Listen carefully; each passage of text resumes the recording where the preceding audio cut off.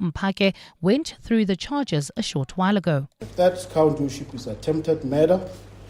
It being alleged that on the 26th of October 2025, near Mamelodi, in the district of Mamelodi, the accused did unlawfully and intentionally attempt to kill Desmond Seneng, an adult male, by shooting him with a firearm. The fourth count worship is possession of a firearm without a license. The fifth count worship is possession of ammunition. Let's stay in Pretoria but move to the Madlanga Commission of Inquiry now. A member of the Political Killings Task Team has told the inquiry that he was puzzled by the number of Hawks officers who disrupted the takedown operation of alleged crime boss Katiso KT Molefe. During his testimony at the Commission today, Captain Maxwell Wanda revealed he was amongst the officers who raided Molefe's home in December last year. That raid was in connection with the murder of engineer Armand Swart. Swart was killed after his company blew the whistle on a corrupt Transnet tender linked to Molefe's nephew. Alfara Mashwana reports. On the 6th of December, the Political Killings Task Team was at the home of Katiso KT Molefe, where they arrested him and searched his home. A few moments later, members of the task team were taken aback when a group of what has been described as very aggressive Hawks officers interrupted their operation. Captain Maxwell Wanda, who is testifying at the commission, says the Hawks were under the impression that the task team officers were fake and not a legitimate police unit. I did not expect the presence of the Hawks on that operation. The presence of the Hawks were concerning to me because they came in numbers. He says a helicopter then hovered over Molefe's house shortly after the Hawks officers arrived. It's been alleged that former Hawks head coach Frilebeya was the one who sent the Hawks to disrupt the task team's operation. Alfa Ramshwana, Eyewitness News. Cape Town Taxi Association CATA is calling for speedy investigations into the recent murders of some of its members. At least 4 senior CATA leaders have been shot and killed in separate attacks in the past 6 months. In April, the association's former spokesperson Andile Siamo was killed outside his home. Last month, its first deputy chairperson Mnigeli Mgobe was shot and killed at the Nyanga taxi rank. Then, taxi owners Tembelani Mzola and Mzugisi Zwagala were shot and killed in separate attacks this month. Ndutu Zelonene has more. This month's murders of taxi bosses in Cape Town took place just after a 30-day closure of routes in the Somerset West area were lifted. The measures were implemented due to violence between rivals CATA and Codeta. CATA spokesperson Kulego Skyebi has urged the police to arrest those responsible to prevent more bloodshed. So rather wait for the police to do the proper job so that you can't do the assumption or assume that it is because of the route being reopened or is being killed by CATA or is being killed by Codeta or personal issues. Provincial Mobility MEC Isaac Seleko has vowed to take tough action against the industry should the latest attack be linked to the contested routes. Ndutuzelo Nene, Eyewitness News. In KwaZulu-Natal, emergency service teams are on high alert as severe rain and thunderstorms hit part of the province today. The SA Weather Service issued a warning of harsh weather conditions in both the western and northern parts of KZN. The conditions are expected to persist until tomorrow. The Cooperative Governance Department says special attention will be paid to the most vulnerable areas. KZN COCTA spokesperson Senzelwe Mzilo. Disaster management teams across the province have been placed on high alert and are closely monitoring this situation. Let's stay with weather-related matters, but move further afield now. Officials are monitoring a downgraded Hurricane Melissa, which made landfall in Cuba early this morning. This after the storm left a trail of destruction across Jamaica, which authorities have designated a disaster area. Cuban residents fled the coast as it approached, with local authorities declaring a state of alert in 6 eastern provinces. Authorities in Haiti, east of Cuba, ordered the closure of schools, businesses and government offices today. Cuban authorities reported that some 735,000 people have been evacuated so far. Gold is trading at $3,977.38 an ounce. The rand is at 17.15 to the dollar, 22.67 to the pound, 19.92 to the euro, and Brent crude oil is at $64.47 a barrel. In Marlborough, heading towards Sandton, there's slow-moving traffic. M1 southbound between the Butler Interchange and Marlborough Drive. If you're leaving the Joburg CBD, there's also bumper-to-bumper traffic. This is on the M2 westbound between the Crown Exchange and Main Reef Road. While in the mother city, there's a felt fire on Airport Approach. This is before Borchards Quarry. It's a cloudy afternoon in Gauteng today with scattered showers expected. Temperatures have peaked at highs of between 24 and 25 degrees, while Cape Town is fine with a fresh southeasterly wind at a high of 23. The top story in EWN, the man accused of killing 2 women in Mamelodi, Pretoria, has abandoned his bail application. EWN, in touch, in tune and independent. For the latest, visit ewn.co.za or download the EWN app.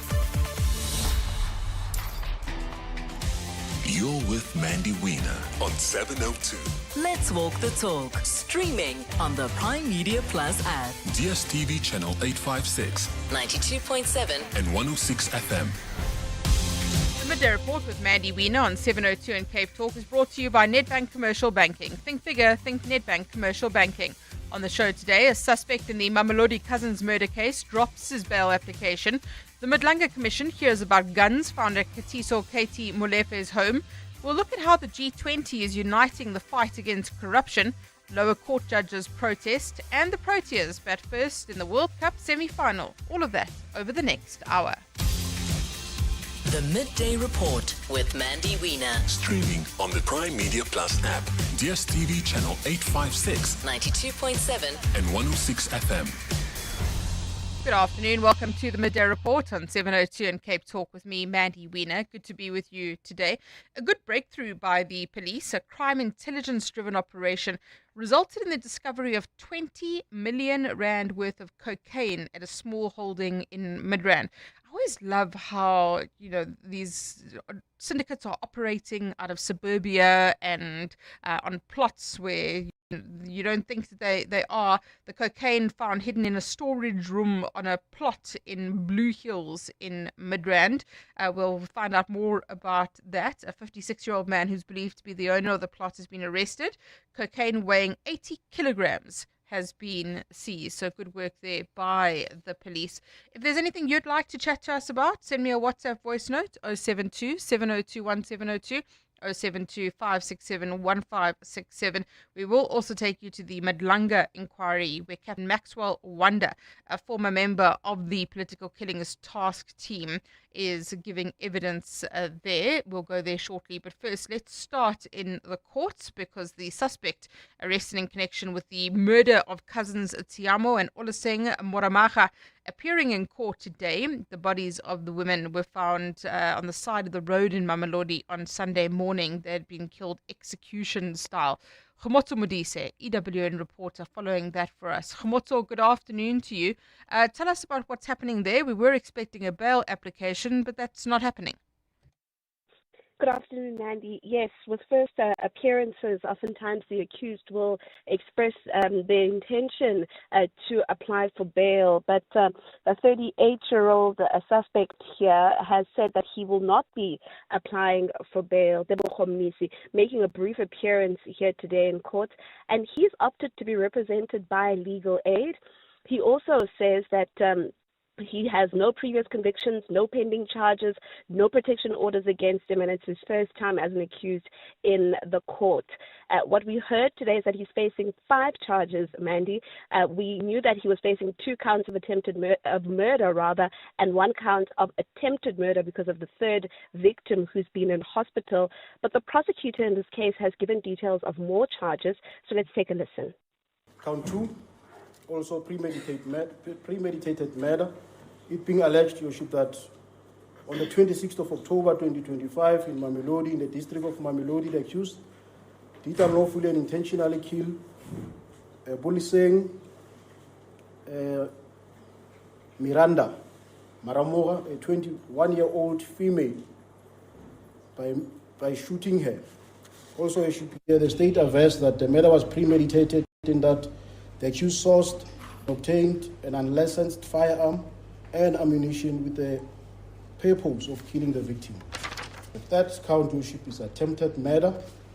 It being alleged that on the 26th of October 2025, near Mamelodi, in the district of Mamelodi, the accused did unlawfully and intentionally attempt to kill Desmond Sineng, an adult male, by shooting him with a firearm. The fourth count, Your Worship, is possession of a firearm without a license. The fifth count, Your Worship, is possession of ammunition. Interesting, those additional charges. So what do we know about the events surrounding those charges and also a potential motive for these murders? Well, Mandy, I've spoken to the family of the victim who survived. It's a 27-year-old man, Desmond Senung, who was also at the establishment here in Mamelodi. It's called Small Gonka. He was also there on that night. And according to the family, Mandy, they were there partying, and it seems that the accused, the 38-year-old Deboho Misi, who is believed to have been the boyfriend of one of the women, spotted them and followed him home at around 2:30 a.m.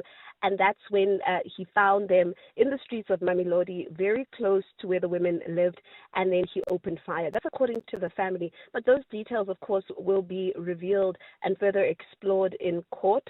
But as things stand right now, that man, the 27-year-old man, Desmond Senung, is one of the main witnesses who will then be giving further evidence of what led to this ordeal. Khomotso, thank you very much. Khomotso Modise, EWN reporter in court for us, where the suspect arrested in connection with the murder of cousins Tiamo and Olaseng Moramaga appeared in court today, will be back in court again in January. The Midday Report with Mandy Wiener is brought to you by Nedbank Commercial Banking. See money differently. As I mentioned at the start of the show, good work being done by the police. I know there's so much focus on the Madlanga inquiry, the ad hoc committee, concerns about crime stats not being released. So a little bit of silver lining here. A crime intelligence-driven operation resulting in the discovery of 20 million rand worth of cocaine at a small holding at Blue Hills in Midrand. Brigadier Atlende Mate joining us now, the spokesperson for the SAPS. Brigadier, good afternoon to you. Thank you for your time. Tell us about this operation and what it found. Okay. Thank you for the opportunity. A very good afternoon to you and to your listeners. We had been following up on intelligence that there are illegal activities on a plot in Blue Hills. So we obtained a search warrant. We roped in crime intelligence, our organized crime unit, our K9, our dogs, and so on. And we searched the premises, and we found 80 kilograms of cocaine with a street value of about more than, I think, 20 million rand. So we have arrested the owner of the plot. We do believe he's got questions to answer to. We are investigating if he belongs to part of a larger syndicate. Our investigations thus far indicate that these drugs could be coming in from Mozambique. So we are checking which port of entry, what mode of transport, a bus, truck, that was utilized to transport these drugs. But Mandy, we are picking up a trend as the police in that these syndicates, they're now moving into the secluded areas, the farms, the plots, the small holdings. They buy those farms or they rent them out from the owners, quite often at large amounts. And then they start then building these drug labs. They start manufacturing the drugs and so on. And they choose these far-flung areas. If you can recall that we have had a lot of major drug busts, especially the drug labs in places like Standerton in Mpumalanga, your Foxrust quite recently, of the lab that's about, it's worth 350 million, where they were manufacturing crystal meth, and we arrested actually 5 foreign nationals. So this latest drug bust, it just showcases that we are hard at work. We are now moving into these farms to see, are people really farming or are people manufacturing drugs on farms? How do you mitigate against this? I mean, does it mean going, setting officers to every farm to inspect, or do you rely on the community here, or is it purely intelligence driven? So it's a bit of both, intelligence, but you know that intelligence, the most valuable intelligence is the community that will inform us that we see some suspicious looking activities in a particular house or a particular plot, farm, and so on. And then we do our own investigation, and indeed we do find these drugs, the drug labs, and so on. So it's a combination, but we heavily rely on the community. The community is the most important element in an investigation. So much of the focus at the moment when it comes to the police is on the Midlanga inquiry and the ad hoc committee. We did a story yesterday about the fact that crime stats haven't been released for the last quarter. Can you assure South Africans that you are still doing the work of the police and that the standard or quality is the best it possibly could be at the moment? Look, we are doing all we can to intensify our operations. And I think the latest takedown operations with the 3 kidnappers that were shot and killed last week in Parktown is but one of the examples. Yesterday, R55 in Centurion, we cornered 5 suspects who had just hijacked a truck, and we managed to recover all the goods in the truck and that particular truck. All 5 suspects arrested. One actually is in hospital, recovering from his wounds and so on. Just this past 7 days, 16,000 suspects arrested, 158 illegal firearms seized. About of those 158, I think 3 are AK-47s that were seized in KZN. So it does give you an indication that the work continues. The men and women in blue, they remain on the ground to do what is expected of them to do, and that is to prevent, combat, and investigate crime. Brigadier, thank you very much. Brigadier Glenda Mate, spokesperson for the SAPS, speaking to us there about this incident, or this breakthrough last night, a crime intelligence-driven operation resulting in the discovery of 20 million rand worth of cocaine at a small holding in Midrand. Interesting what you said there about the trend that's emerging of small holdings, farms being used. I mean, I imagine this has been going on for quite some time, but she does say it's obviously escalated. And how do they deal with that? Is it possible to go to every single small holding, every plot to inspect, or do we need to be more vigilant when it comes to community awareness? Real growth needs more than just banking, and Nedbank Commercial Banking is your growth partner. Their team of industry experts understand your business and its potential, offering insight to help you see opportunity where others see obstacles. Because when you can see what others don't, you can do what others can't. Think bigger. Think Nedbank Commercial Banking. See money differently. Nedbank is a licensed FSP and registered credit provider. T's and C's apply. Hey Queens, listen up.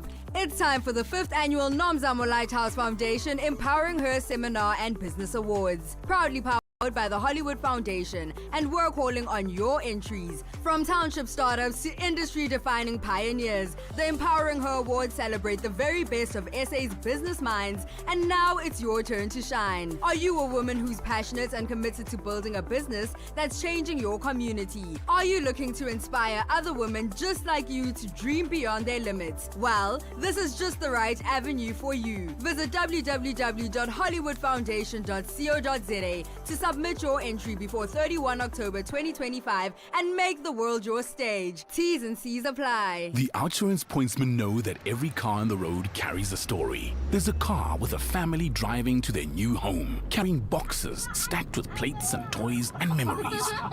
The Outsurance pointsmen know it's not just a car in traffic, it's a new beginning, a fresh start on the move. Every story is different and every story matters. That's why the Outsurance pointsmen have been doing what they do since 2005 in proud partnership with 702. Outsurance is a licensed insurer and FSP. WhatsApp Mandy on 072 702 1702. Mandy, I was listening to this discussion about the drug bust, and the words came up again, foreign nationals. And I don't want to be that guy, but I'd like us to at some stage just unpack how many of these, what the crime statistics show when it comes to drugs and people smuggling and prostitution, the ringleaders, etc. Are they local or are they foreign national? Mandy, it's Megan from Midrand, and let me tell you that the reason why we buy plots and live on plots and become plotters is either because we want to get away from people and have a certain kind of lifestyle, or because we've got something to hide. Got something to hide. That's why you're hiding in Blue Hills in Midrand. And this issue of the foreign nationals. So it would be interesting to get a breakdown of stats on that. Well, it would be nice to get the crime stats because we haven't got those either. We spoke about this yesterday that we haven't got the crime stats for the past quarter. We're due for the next quarter already, and the National Commissioner acknowledging that this is because of what is going on at Madlanga and the ad hoc committee. So let's walk before we can run. 702. 702. Mandy Wiener. Weekdays 12 to 1 p.m. Well, let's go to the Madlanga inquiry now. Quite a few witnesses today. 3 different witnesses are testifying at the Madlanga inquiry. We've been hearing about the raid at the home of the alleged criminal, Katiso Katie Molefe, and the fact that police found guns at his home during that raid. So let's start with the first witness, who was Captain Maxwell Wanda, who is a former member of the Political Killings Task Team. So let's find out about that with Alpha Ramashwana, EWN reporter, who joins us in our Joburg studio. Alpha, take us through the testimony of Captain Maxwell Wanda. Good afternoon, Mandy. Captain Maxwell Wanda, as you said, is a former member of the Political Killings Task Team, and he was among the officers that raided Katiso Katie Molefe's home in Sandhurst on the 6th of December last year. Now, they were raiding that home to arrest him and search his property in connection with the murder of Armand Swart, the vereniging engineer who was killed in April last year. And he has told the commission about what they found at his home. He said they went through his entire property. They didn't necessarily find much, but some documents at an office which he didn't divulge or speak about. But they also found some firearms. Some of the firearms were with a person who they believed was his bodyguard, and other firearms were found in a car, rifles that were found in a car at KT Molefe's property. You'd remember that Molefe is linked to the murder of Armand Swart and DJ Sambodi, and they found that there was one specific firearm which was terrorizing possibly the entire Gauteng, and it's linked to many other CIT robberies, many other criminal cases, including murders and attempted murders. So he has told us on that day what they found at the home of Katiso Molefe. But he's also spoken about the Hawks, saying that on the day of that raid at Molefe's house, the Political Killings Task Team was the one conducting that operation. And then the Hawks tried to interrupt that operation, allegedly sent by Godfrey Lebeya, the former head of the Hawks, which is according to Nhlanhla Mkhwanazi, KZN Police Commissioner. And he says a helicopter hovered over Molefe's home, and the Hawks officers, very aggressive officers, attempted to stop that operation because they believed that the PKTT was a false unit and they were impersonating real PKTT officers. They tried to verify that, and when it was verified, he said they still really tried to stop that operation. So we're beginning to get a sense of how influential Katiso Katie Molefe was, with allegations that he made calls to get the Hawks to come and protect him on that day. Let's take a listen to what the first witness had to say, Maxwell Wanda. And were you expecting the Hawks to be on the scene? Not at all, Commissioner. I did not expect the presence of the Hawks on that operation. Okay. You then, at paragraph 11 of your statement, if I could ask you to just address the last 2 sentences of that paragraph where you speak about the importance of the operation and why the presence of the Hawks was concerning to you. The presence of the Hawks were concerning to me because they came in numbers, Commissioner, and I didn't expect them in that big number. Now, Alpha, a revelation also coming from Captain Maxwell Wanda about the guns that were found. Tell us about that. Yeah, he said one of the first things that he noticed when he entered the mansion, the property, there was a man, Katiso, and his bodyguard, and next to them were firearms with cartridges or magazines, rather, that were loaded with bullets. And he said they did take the firearms and conducted their tests, but he didn't really tell us what was found, if they belonged to Katiso or his bodyguard. And the ones that were in the vehicle as well, the white BMW, there were an AK-47 rifle at the back. There were also loaded bullets there, but he did not tell us what the tests have found, whether or not they are registered or they are unlawful or they belong to Kati. So they did make mention of one Lehasa Muloi, who it's currently unclear who it is. The white BMW belongs to him. So what we're trying to do right now is to find out if that Lehasa Muloi is a friend, driver, colleague of Katiso KT Molefe. Let's take a listen to what he has to say about the guns. He also showed us before we entered the house, he showed us just a fleet of cars. Some were on the carport and some on the inside the garage, but the garage was opened. And then amongst those cars, there was that one white BMW that I mentioned earlier on, that on the back seat had a rifle bag with 3 or 4 rifle magazines loaded with ammunition. And then after that, he took us inside the house. So, Alpha, that was the first witness today, Captain Maxwell Wanda. We are on a second witness, and then we're expecting a third. Tell us about those. Yeah, right now, Brigadier Lisiba Mukwena, who is a member of the Hawks and the head of the Tactical Operations Management Section, is currently testifying, and he is telling us about the presence of the Hawks at Katiso Molefe's home. Remember, that operation to arrest KT Molefe was of the Political Killings Task Team and Organized Crime, and there is no reason for the Hawks to be there. And so he's telling us why the Hawks were there, who signed off on the Hawks going to KT Molefe's house, the helicopter that hovered, Hawks helicopter that hovered over KT Molefe's home, who did it belong to, who sent it there. He hasn't at this moment said who sent it there, but from allegations made by Ntantla Mkhwanazi, it's alleged that it was Godfrey Libya, the former head of the Hawks. A little bit later in the afternoon, we're going to get testimony from another member of the Hawks, Captain Barry Kruger, and he is among the Hawks officers that were also at KT Molefe's home on the 6th of December, allegedly to interrupt the arrest of KT Molefe. So we're going to hear a little bit more about that later. Alpha, thank you very much. Alpha Ramashwana, EWN reporter, giving us an update there on the Midlanga inquiry. Well, let's listen in live now to that testimony from Lisiba Mukwena, who is currently on the stand. Clanky, media omitted. Do you see that? Yes, I can see it. And 1634 Brick Clanky, also black X5. Correct, Commissioner. Okay. Now, these are not screenshots. This is a printout of the actual messages that were sent by the people in that group. Do you still want to stick to the version that you contend that Captain Kruger was copying and pasting private messages between the two of you into the WhatsApp chat group? Thank you, Commissioner. If it indeed Captain Kruger copy and pasted the message, I think the printout will come the same as the group chat stands. There won't be a difference. Okay. I don't know if I understand your question, but according to me, if it's posted by him, then it would not appear under your name. Your name would only appear because it's in the content of what has been posted. But it would not appear under your name. That should be as clear as daylight, Brigadier.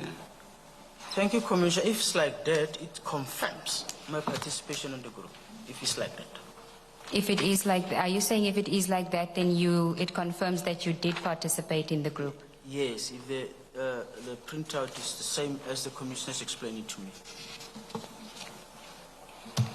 Thank you, Brigadier. Now, why did you seek to disavow yourself from participating in this group? It would seem to be a reasonable step for Captain Kruger to add the person that had given him the instruction to attend to this address so that he can keep you updated and so that you can maybe communicate any further information.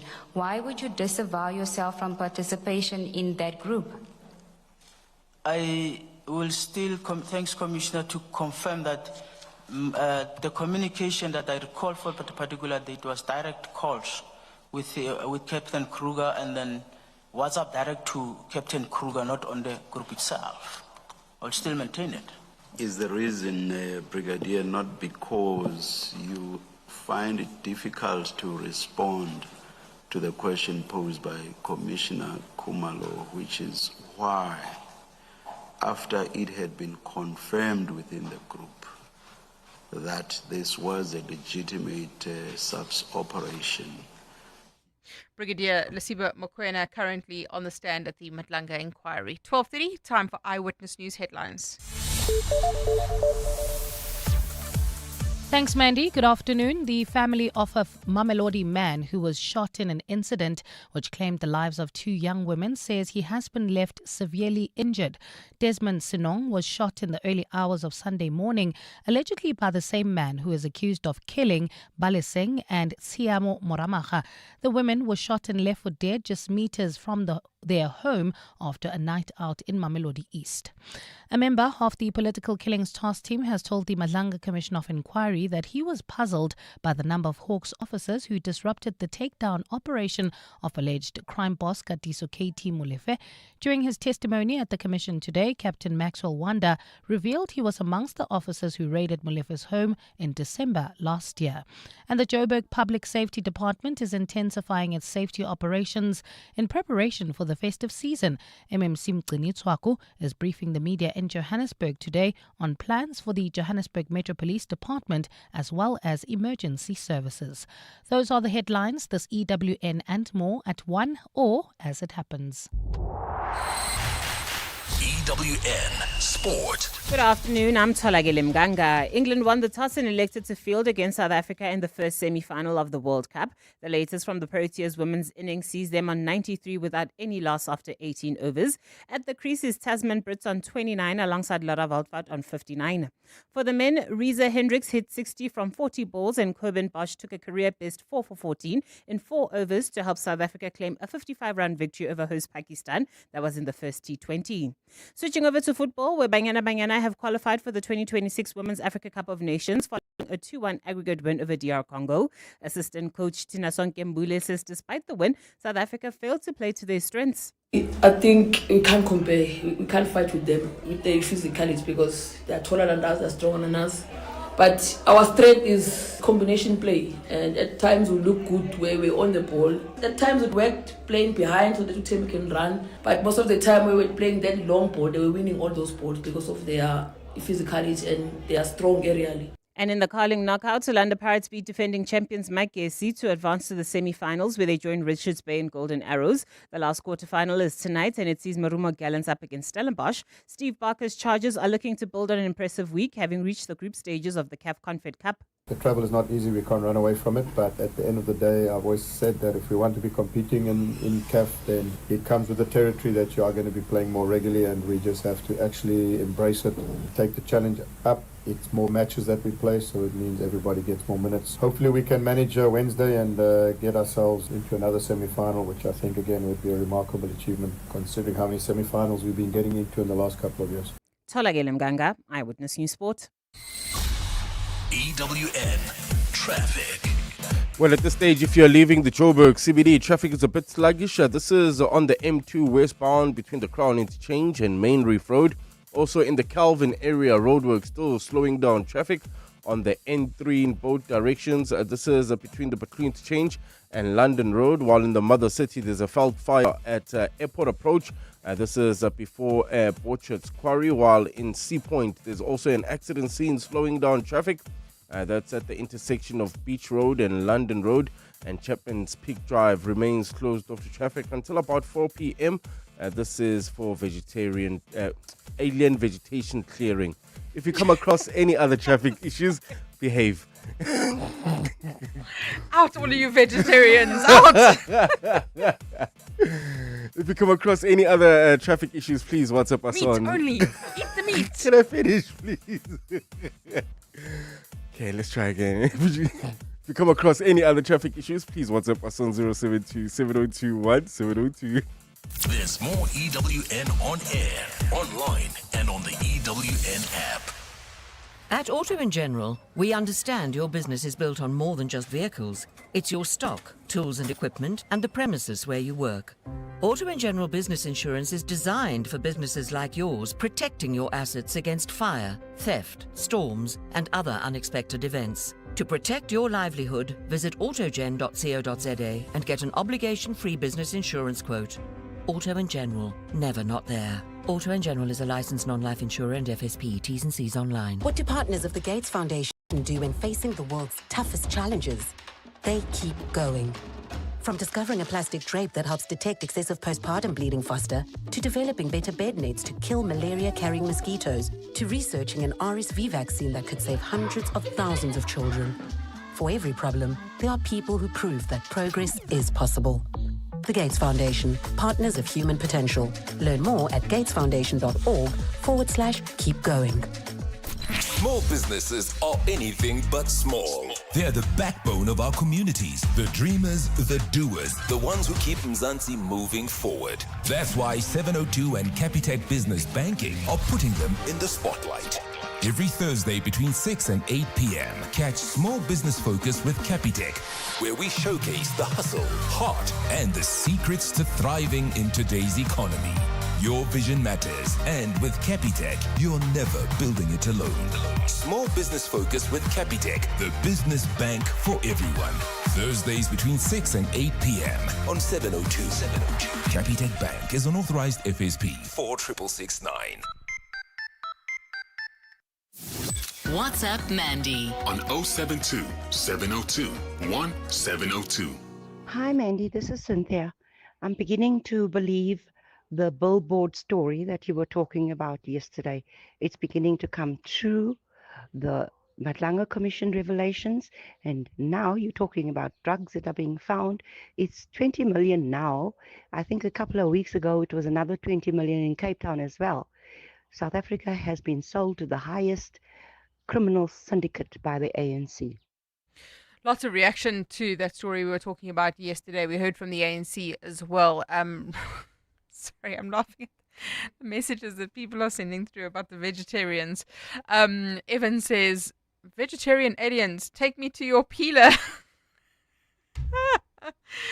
That's very funny. Matome says, I didn't hear anything after vegetarian. Gotta love live broadcasting. Timber, vegetarians in traffic. Oh, Karabo made my day. Sorry, I need to try and be a little bit serious now, but thank you for... We need to laugh. We need levity in our lives. We talk about all these serious things. I got completely distracted. I don't even remember what the voice note was about, but it's okay. We'll talk about vegetarians. The Midday Report with Mandy Wiener on 702 and Cape Talk is brought to you by Nedbank Commercial Banking. See money differently. Now, we've had some conversations on the show before about calls for signal jammers to take place. We spoke to the mayor of Cape Town about this, about prisons and signal jammers being placed in prisons so that prisoners who have access to cell phones illegally as contraband are not able to use them. So this conversation came up for discussion before the Correctional Services Portfolio Committee this week, and the committee also holding that view that signal jammers should be placed in prisons. Khawotso Ramboboleng is the chairperson of the Correctional Services Portfolio Committee and joins us now. Khawotso, good afternoon to you. Thank you very much for your time. What is the position of the committee on this issue? Good afternoon to you and to yourself, and good afternoon to the listeners at home. The Portfolio Committee would have made one of its recommendations, I think it was last year, between October and November, but if possible, the department should solicit an idea to have possible cell phone jammers in correctional facilities, especially where there is highly populated usage of cell phones which are being smuggled in by inmates. In your Koshimampuru, Sun City, Cosmo, then Albans and Tata and so forth, mainly because of those produce a high number of cell phones if they get to be raided. But we even went to an extent of saying, and this was equally reiterated even in yesterday's Portfolio Committee when we met the ICT team or directorate in the department, that they must go to an extent of making sure that they speak to CETA to solicit a possible way of having those cell phone jammers in correctional facilities, but which will not affect, firstly, the residential those who are staying around correctional facilities, rather networks do not get to be affected by closing up the correctional facility. Two, also possible of not closing networks for correctional facilities itself to function by usage of internet and so forth and so on. So we said they must look at procedures or a process, specifications that would talk to how are you going to do the cell phone jamming in units, but you do not affect the running of correctional facility, including those who are staying around correctional facilities, because Polsmo, it's within a residential space. Johannesburg Correctional Facility, which is formerly known as Sun City, it's in a residential space. In Banduli, in Tata, St. Albans. So you should not affect business, and including those who have houses around. So we did say yesterday we went to a length to even broaden it on those specifications in soliciting ideas with CETA to see how that can be rolled out. This position has been amplified by comments made by the former police minister, Becky Cele, at the ad hoc committee in Parliament, saying that the biggest crimes are planned from prisons through the use of cell phones. Is this something that the committee has picked up on, something that you have noticed? Look, we have been getting some reports or even some hearing from the news and all those allegations that are made. The Lusiki matter as well is part of amongst those.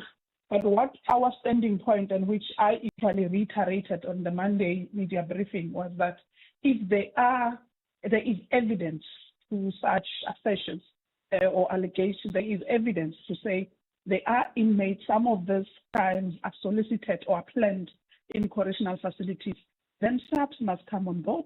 Those who are charged or incarcerated in correctional facilities must then be added with a further charge on the existing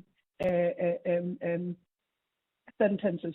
If you are in prison for, let me say, for robbery, and you are found, there is evidence that says you are even soliciting or planning other crimes, there must be an added charge on top of that, so that then inmates can know that what they're doing is wrong. But amongst some of those things that are happening, it's on the basis of the smuggling of contraband and in essence, cell phones. So that's why you still have inmates communicating with the outside world, which they are not entirely supposed to, which the issue of cell phone jammers comes into play. But with what the former Minister of Police would have said, was saying if there is evidence to it, let SAPS, let justice come on board and identify those inmates and let them be added more charges to existing charges, because of the Department of Correctional Services can't do anything. The only thing is to house them. But remember, it's SAPS and justice that says we are arresting Kumuto on this charge. Justice then says we are sentencing you to be in this correctional facility for this number of years. So if there is further evidence that says some of these crimes that have been done outside are planned in correctional facilities, then let action be taken on that space. Khomotso, thank you very much. Khomotso Ramoboleng is the chairperson of the Correctional Services Portfolio Committee in Parliament, speaking to us there about the calls for signal jammers to be installed at prisons, following the comments made by Becky Cele that some of the biggest crimes in this country are orchestrated from inside prison. 702. The Midday Report with Mandy Wiener. Let's walk the talk. So 23 days, I think, until the G20 hits South Africa. We've at the moment got in the Kruger, the meeting around anti-corruption. We've got the B20 coming up, a lot of focus on G20. And a very interesting opinion piece today from the former Gauteng Premier, Mbazima Shilowa, saying, don't waste Joburg's crisis. The G20 transformation must go beyond the summit. And isn't this really the feeling that we all have, that you see the construction in Sandton, we see all the work being done. Hey, I got stuck in that traffic on Friday where they were doing a dry run for the G20, and everything seems to be geared towards that. But is it going to have any kind of long-term effect? Well, let's hear from Mbazima Shilowa now, the former Premier. Mr. Shilowa, good afternoon to you. Thank you very much for your time. Yes, hi, Mandy, and good day to you and to the listeners. So we are ready to roll out the red carpet for the heads of state and the dignitaries, but is there going to be any long-term benefit to you and me about what's happening at the G20? Yes, I think we are ready to roll the carpet. There are areas that are really ready. I mean, obviously the venue, the hotels, the routes to those places. I mean, painting of lanes, getting the lights on. You are in Sandton, so you can see that, some of those Rea Vaya stations that had really looked like monuments are now beginning to be ready. So in that sense, yes, we are ready. But secondly, my view is that because we have shown that it is possible to keep the city clean, to paint, to cut the grass, to ensure law and order, to go into Alexander, into Deep Sloot and other areas to try and deal with issues of trading and all of that.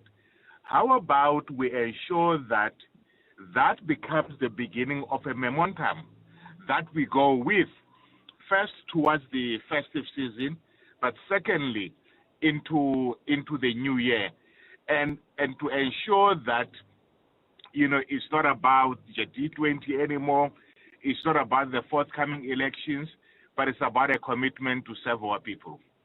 You use the examples of Athens, of Paris, of how cities have really used the hosting of major events to gather momentum, to clean up the city. What lessons can we learn from these? Yes, one of the reasons why I used Athens and Paris is because obviously there are some of us who are very cynical, who say, why are they putting a lot of energy into a one-day event, a two-day event? And I'm trying to show that, it is possible to use an event. So, like, for instance, for 100 years, that Seine River in Paris was not cleaned. But suddenly, they were able to clean it going towards the Olympics. Key issue is to ensure that it is kept clean post the Olympics. Similarly, Athens was a dump, before the 2004 Olympics, but they were able to make changes. I've since been back there, and you can see they've been able to maintain it. And I think that's what the city must be able to do, not just the CBD. Areas like Yeoville, George Koch, Roodepoort, Randburg, and in the townships, that's what we need to be able to do. And of course, we expect Joburg to be one of the key battlegrounds when it comes to the local government elections next year. So there is an opportunity there for the momentum to be carried through, because it is going to be all about service delivery, about refuse collection, about water, about electricity, the potholes being fixed. So this has the potential to do that. Oh, absolutely. If you go throughout the world, whether it's national, provincial, or local government elections, everybody tries to, those who are in government, try to ensure that people remember the last days when they were in office. And at the same time, those who are outside keep on showing what mistakes is happening. And in the case of Joburg, the whole issue of filth, of lawlessness, of occupation of buildings.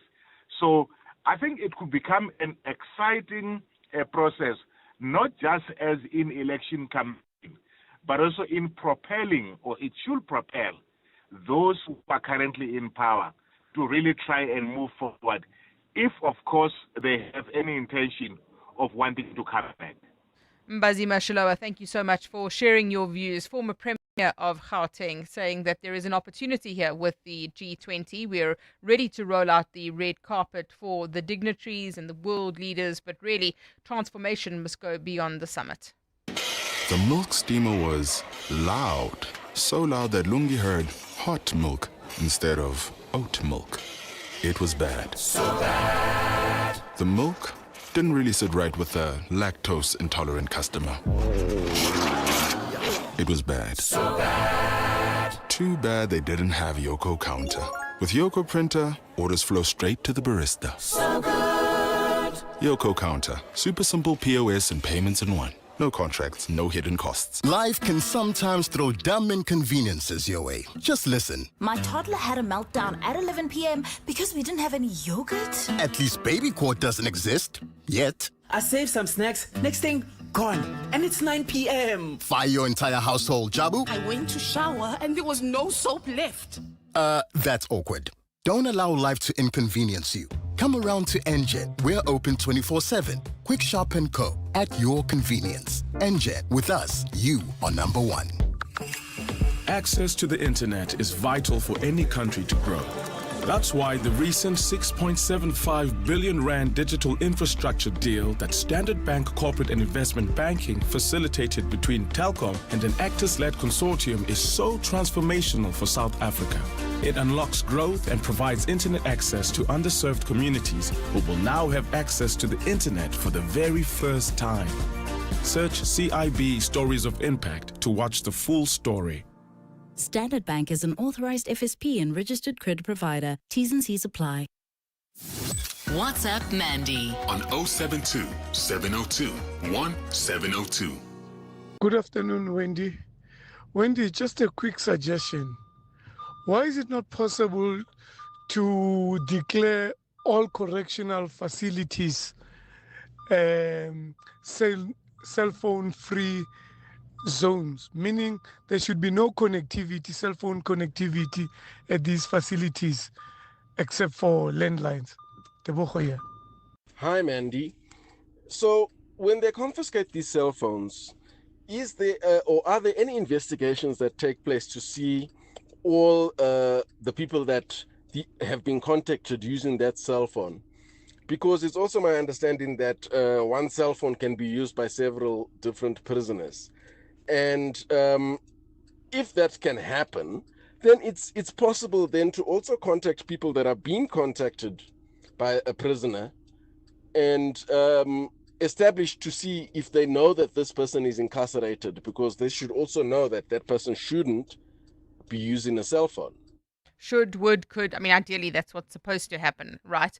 Is that there's supposed to be investigations. I'm always fascinated by how they get the cell phones in the first place, and how it seems so ubiquitous that these police officers, that these cell phones are so present in prisons. On the first voice note, it's exactly what they're trying to do, is to make prisons cell phone free. But then you also need to make sure that the prisoners are able to communicate and that it doesn't affect suburban or retail areas in the surrounding area. But that's essentially what they're trying to do.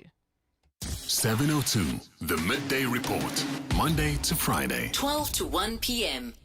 The South African Proteas women are playing the semi-final of the World Cup at the moment. I had this whole introduction prepared because we have had a flying start. And as I was about to start, we've lost the wicket of Tasman Brits. I think she's just been bowled by Ecclestone. But we really have put up a strong opening stand, 116 for 1. We're playing England.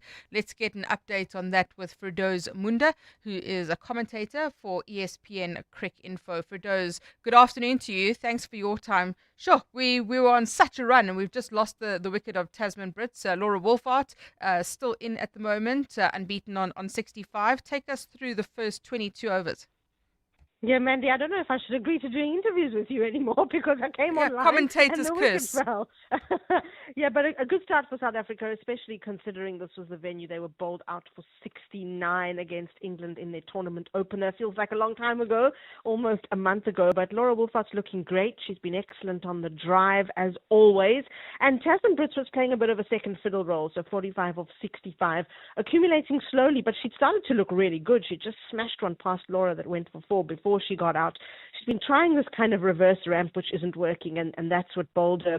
I think this is going to be an interesting period now. You know, South Africa were put into bat, and England thought they could get on top of them. If they can get close to 280, 300, I think they give themselves a great chance. There were some injury worries for England going into the match today. There were. Sophie Ecclestone, the left-arm spinner bowling at the moment, has got a little bit of a joint injury around the collarbone, and it's her bowling shoulder, the left shoulder. So, they thought that maybe she wouldn't play. Yeah, when she plays, she just gets it right. You should not be doing interviews with me because they've just lost a second wicket. Yeah, Annika Bosch under pressure bowled for a 3-ball duck. And Sophie Eccleston is the best in the world for a reason. And you can see why they're willing to play her even if she's not fully fit. Oh, that's a disappointing period of about 3 minutes. Thank you very much for that, Firdaus. So I can't blame you entirely. So this is the third time that the Proteas women are trying to make it through the semi-finals against England to make it to the finals of the ODI World Cup. What is our history against them? Yes, so the last 2 semi-finals, in fact, South Africa have lost to England, lost in 2017. I was there at Bristol. It was heartbreaking, but nobody expected South Africa to get that far anyway. Lost in 2022 in much more of a one-sided fashion, and that was a disappointing one because I think we all thought South Africa were a stronger team then. But most recently, in fact, beat England in the semi-final of the T20 World Cup. That was the home World Cup in 2023 here in Cape Town. And I think, South Africa's record against England in ODIs is poor. They've only won 1 out of the last 11 matches they've played against them. But they're catching up, and they're catching up nicely. So I think, obviously, we want them to win. We want to see them in a final. I think even if they are to bow out at this stage, they've done really well this tournament, and they're building really nicely. So I don't want to celebrate mediocrity, but I do think this is a team that in the next maybe 3-4 years will bring home a trophy. What would it mean for women's cricket in South Africa if they were to get through to the final and even potentially win? It would be huge. I think it would be huge for women's sport in the country. Just last night, Banyana qualified for the 2026 WAFCON. We saw what the Springbok women getting to the knockouts of their World Cup did in terms of morale, in terms of role models. South Africa is a place where, especially women's sport, because women's sport tends not to come from the elite schools, but to come from community building. It is a good way to encourage young girls, to show them you can get involved, you can make careers out of it. Cricket is our oldest professionalized women's sport in the country. They were the first to issue contracts in 2013, and since they've issued contracts, they've made every knockout. So it works, and we can see that the women are developing and performing really well. And I don't think, we might be upset if they don't get to the final, but I do think that they've done very well for the last sort of decade. Let's hope. Firdaus, thank you so much. Firdaus Munda is a commentator, a writer. You can go read her analysis at ESPN Crick Info. So at the moment, 116 for 2. We were looking really, really solid were the Proteas, but I'm confident. You know me, eternal optimist when it comes to the Proteas. The Outsurance pointsmen know that every car on the road carries a story. There's a car with a parent shuttling his kids, with a back seat full of chatter, laughter, lunchboxes, and lost shoes. The Outsurance pointsmen know it's not just a car in traffic, it's a regular yet special slice of a family's life. Every story's different, and every story matters. That's why the Outsurance pointsmen have been doing what they do since 2005, in proud partnership with 702. Outsurance is a licensed insurer and FSP. To walk the talk is to turn words into meaningful actions. And it's what we at 702 are committed to doing every day. We are also committed to following the rules set out by the Broadcasting Complaints Commission's Code of Conduct. To give you balanced programming, fair comments, and accurate news. But if we stumble along the way and you feel we are not living up to the code, let us know on comment@702.co.za. And if after that you're still not happy, you can direct your complaint in writing to the Broadcasting Complaints Commission. Email bccsa@nabsa.co.za. For more, visit bccsa.co.za.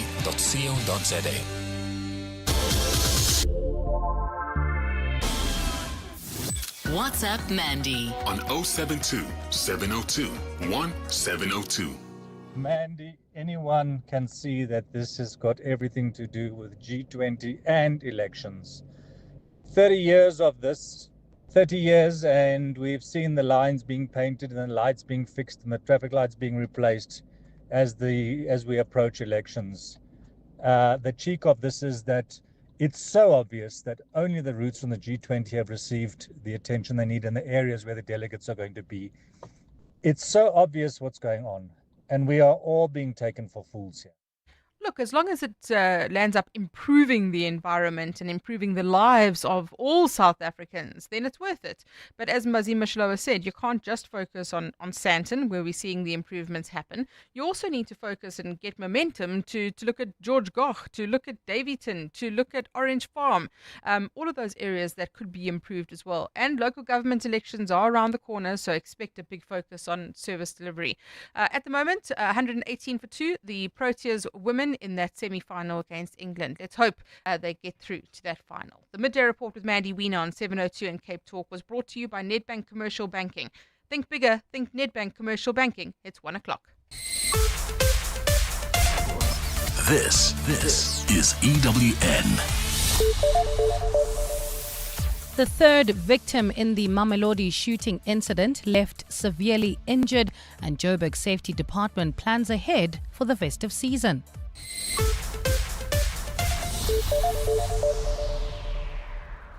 Good afternoon, I'm Bali Dlamini.